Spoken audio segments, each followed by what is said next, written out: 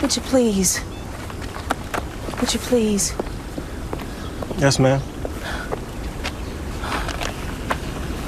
I came all this way. It's a crime that they won't let me see him.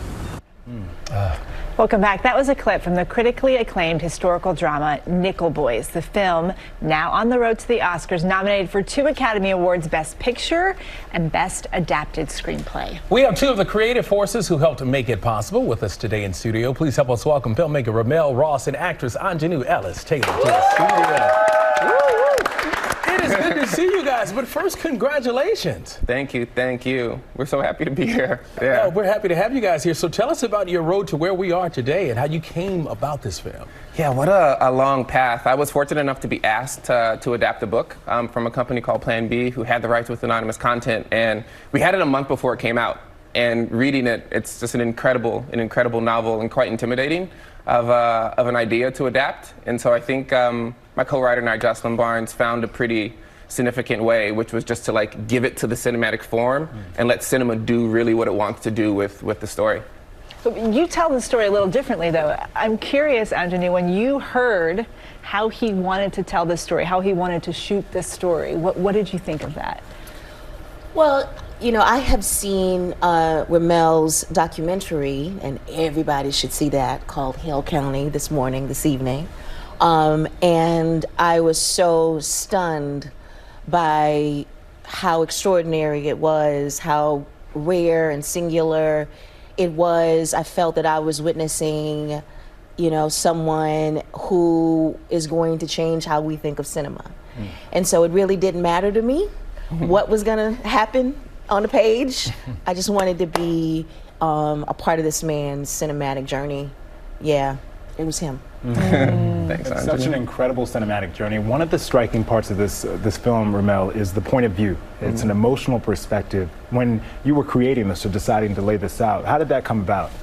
Yeah, I think watching the film and connecting deeply with the characters, who are both like black men in the 60s, it's interesting to, like, first of all, everyone is point of view in their own head, right? Like, everyone sees the world through like the windshield of their eyes. And like reading the book, it's interesting to think about like what they saw, not see them doing things. You know, like what meaning making is happening when they're a youth. At what point does Elwood, who is the main character, become black, right? Like, he is born a human in society and then he becomes racialized.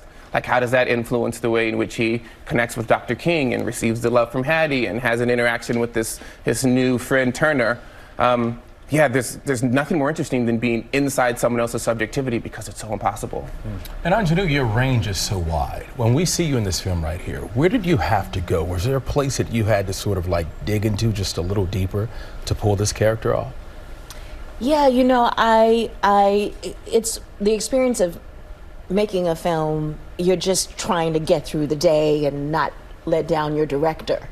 But now that, you know, I'm having these kinds of conversations, I'm able to look back objectively, you know, to what I was doing, and what I realized that who I was tapping into, whether I was aware of it or not, was my grandmother. You know, and you know, of course, Hattie is an amalgam of all of these women and families who lost their children to this, you know, brutality and barbarism that happened at the Dozier School.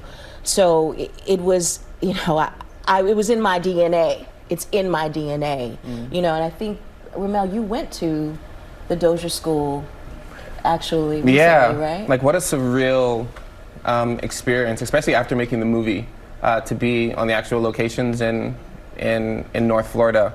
I wouldn't recommend. I mean, people should go, but it's so, like, it has a haunted, it's you know, heavy. It's like the hauntedness of the South, but like way more local, you know, like a type of Jerusalem, a type of Holy Land feel. It's, yeah. And it's an honoring of, I feel like it's an honoring of these families. Yeah. Well, it's interesting, right? Like, the idea of giving the camera, to make the camera an organ, right? Like camera and cinema is kind of outside of the body. To bring it into the body, you're kind of like giving them life in a way, like genuinely letting them live in cinema. And being nominated, like they're in the annals of cinema, so like people will come across this story. And it's a gesture that we took very seriously. One more time for you guys. Thank you so much, and the best of luck to you as well. And by the way, Nickel Boys is playing in theaters nationwide, so go ahead and check it out, and we are hoping for the best for you guys.